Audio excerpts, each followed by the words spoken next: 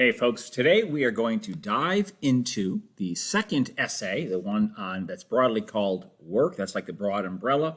Inside work, we have industriousness and perseverance. And today specifically, we're going to look at industriousness. So I want to take you through this essay, steer you away from some path that'll probably lead you to an unsuccessful essay, and help you kind of focus more on maybe the best way to write this essay, depending if you choose this one, okay?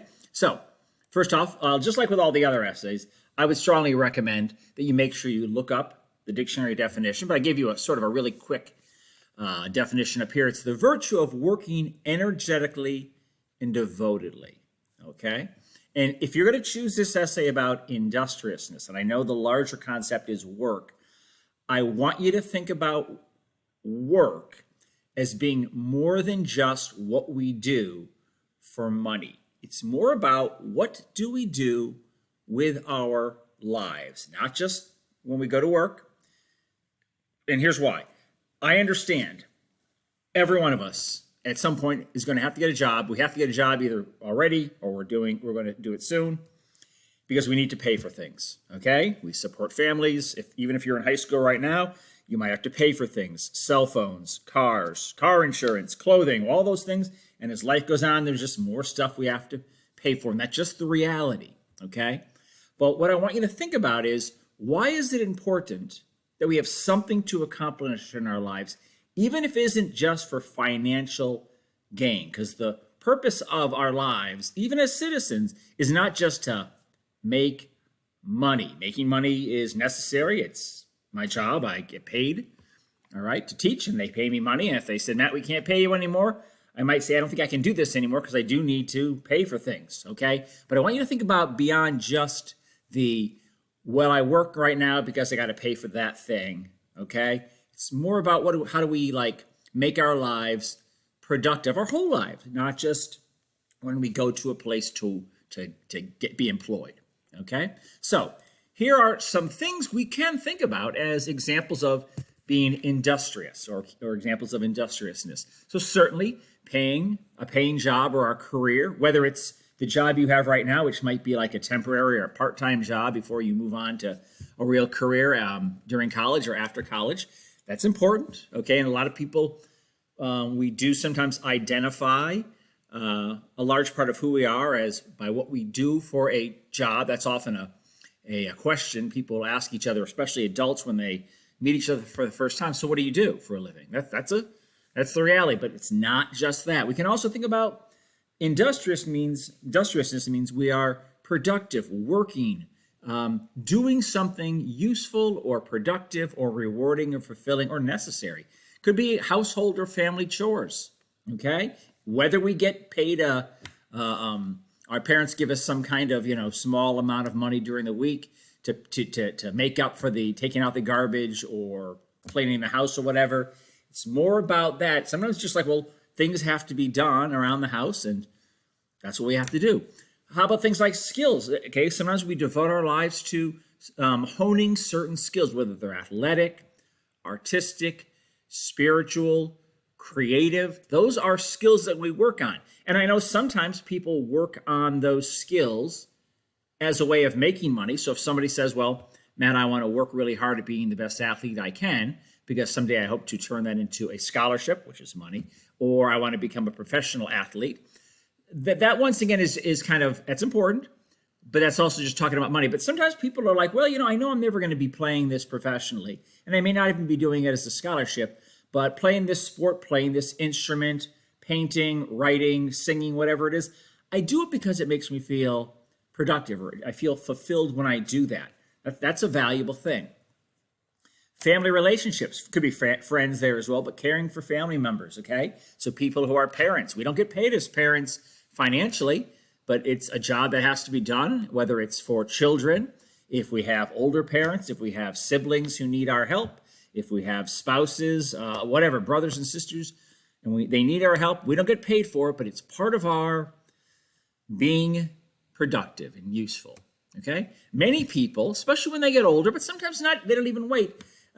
They volunteer, they do service work. I imagine there's some of you right now who might be involved in some kind of service projects, maybe with your school, maybe with your church, okay? That's volunteering. And you might say, what am I getting out of it? Well, maybe it's not always getting something out of it. Maybe it's doing like, well, there needs to be, people need help. People need to be taken care of when they're hungry or lonely, or they need help rehabilitating from something, and someone has to help them do that, even when we don't get paid, okay? That's a noble thing as well, because you're like, well, I'm using my time to assist other people. Whether I get paid or not is not the important thing. It's I know I want to help other people. How about recreation or hobbies? Okay, so if you actually look at the word recreation, okay, we think about like, relaxing. You can see the word recreation. The point of any kind of recreational activity, as long as it's a good thing to do, is it's supposed to recreate us. So the idea is life is tough and life is tiring. And sometimes when we have a day of recreation, playing sports, hiking, dancing, whatever it is, we might say, I feel good after that. I feel better. I was kind of down before that, but now I feel better. I kind of, in a way, recreated myself in a positive way.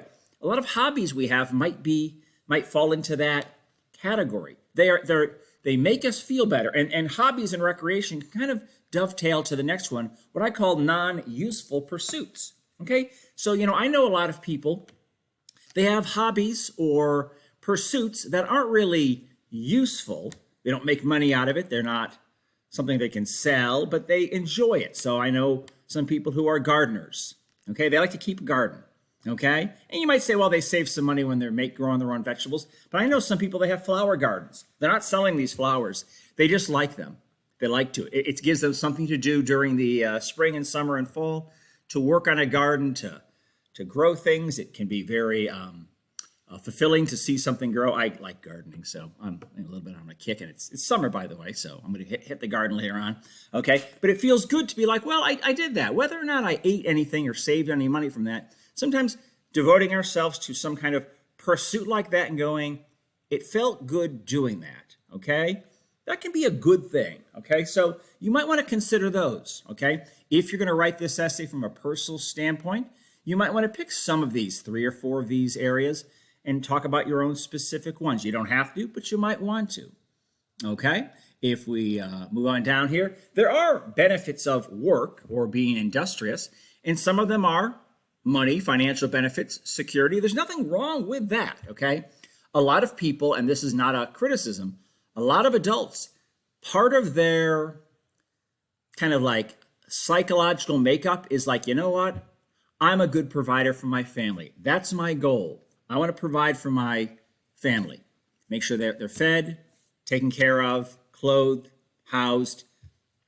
I'm giving them a chance in life. And I work hard, maybe even at a job I don't even like, but I do it because I want to help my family. That is a benefit, okay? So money, I'm not taking money off the table because it's a reality. For some people, and these are not an exclusive list, some people work at whatever they work at because it's a sense of accomplishment. And it takes work to do this, and when I do this and I get it done, that required me to learn, to grow, to adapt, to be creative, okay? And I feel like a great sense of accomplishment. When we talk about the need to create or grow, think about anything you've done in your life that you've learned how to do. Maybe you had to fail at it first. Maybe it was hard, whether it's riding a bike or tying a shoe or shooting a basketball. Okay, or whatever it is, you had to learn how to do it right, and you're constantly kind of growing in that. You might say, you know what? I'm better playing softball than I was 7 years ago. That makes me feel good. I worked at it. There were times when it was tough. There were times when maybe even I wanted to quit, but I kept working at it, and now I feel better. Gives us a sense of purpose, okay? Gives us a reason to wake up each day, okay? And there are other benefits, but just think about that. We might say, oh, I like to have a day where I do nothing. We all probably like to have those days where we're just kind of relaxing, and we do need those days where sometimes we just need to take a deep breath.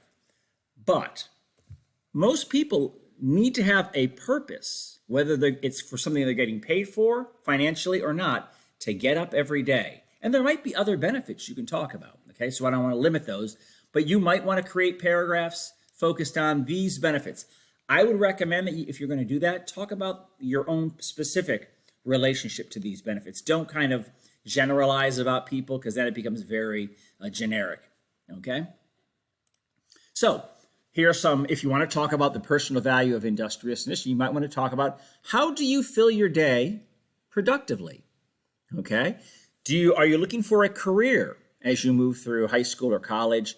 And you might be looking for a vocation. The word vocation means a calling. So it's something you do not just because it's giving you money, because you're like, I feel called to do it. And it might be something you do to make money, okay? But it's actually a calling. You're like, I feel like this is my calling to do this, okay?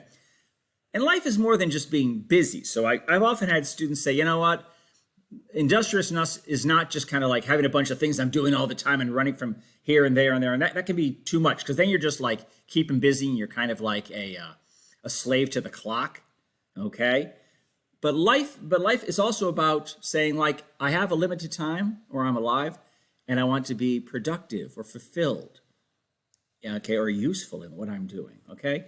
And when we talk about hobbies or activities that provide recreation or expression or renewal or satisfaction, you might want to talk about those. So besides just the schoolwork you do or the athletic things you do, you might want to talk about some other elements, okay, that give you like satisfaction or renewal, okay?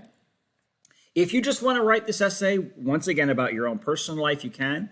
But if you want to kind of go the next level, you might want to think about why is it important in a functioning society, a community, that we have people who are industriousness, who get up every day and say, I have something I want to accomplish, whether it's something they get paid for, which is great, or something they do because they want to interact with other people or they want to feel useful. How is society or a community better off when more people are industrious? Okay, it's good when we have a lot of people who every day get up and say, I have something valuable I want to accomplish.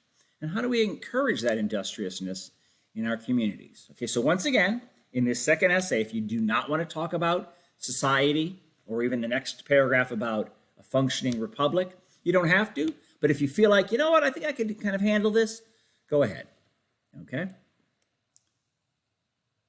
And finally, industriousness in a republic, so in a free democratic republic where we have a lot of choices in terms of our careers, where we want to live, what we want to do. Do we want to switch careers halfway through? You know, we have that freedom. Why is industriousness important in a republic founded on a democracy? Democracies and republics generally function better when a lot of people say, I want to contribute in some way, whether it's financial, supporting other people, providing a service to other people. That's valuable. How does this virtue actually strengthen our belief in our democracy? If we see a lot of other people in the world around us who are good, hardworking people, it often makes us feel better about the democracy we live in. And finally, last paragraph, or last paragraph. Okay, our last slide. Make sure, like with all the other essays, you create a clear, interesting opening paragraph and a concluding paragraph, just like the first essay, like all the essays. I would recommend having unified body paragraphs, probably focusing one element of your life, if you're going to talk about that, per paragraph.